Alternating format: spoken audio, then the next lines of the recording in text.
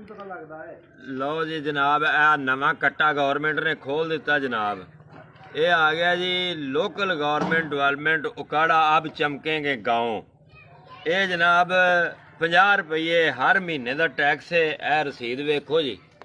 ए DC साहब ने राती आर्डर किए ने कि बड़ा माल है पिंडां वाले लोकां कोलों ते ओह इन्हां कोलों लवो किसी ना किसी तरीके ते ए चेक कर लो जी। ए रसीद बुक आ गई जी। ए 42 जीडी दे वेचन दी वसूली हो रही जी। अब चमकेंगे गाँव। वो 4 दिन पहले जनाब बंदे आए 2 मजदूर।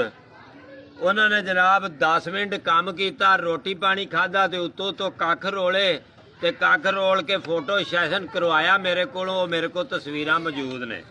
वो करवा के जनाब चले गए ने ते उन्दा सानू तकरीबन एक खाली उन्होंने अद्धा घंटा काम किया।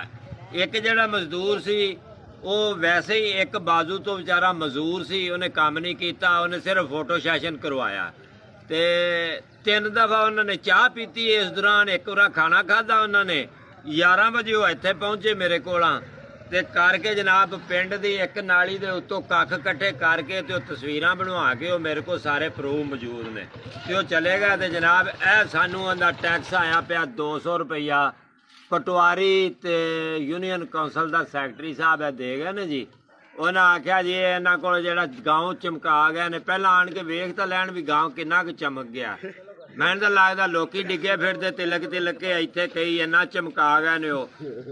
वो सानू तो मन पिछों 1122 की लौड़ पै जाती है भी पिंड चमका गए। बहुता तो बंदे स्लिप हो डिगन डे ने। ए जनाब हालात साडे मुल्क दे होए पे ने। ए गाँव चमका गाँव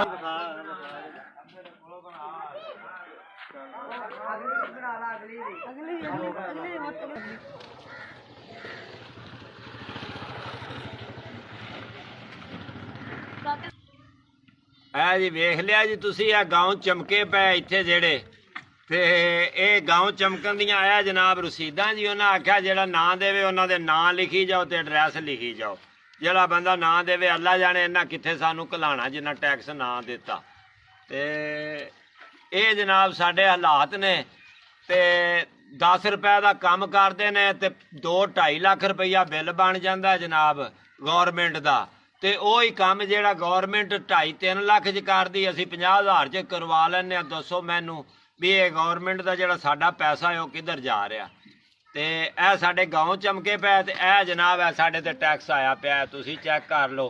ते अगे जनाब दी मर्जी है देना किसे देवे नहीं देना वो ना देवे। बाकी ये गौरमेंट जी साडे नाल ज्यादती कर रही है।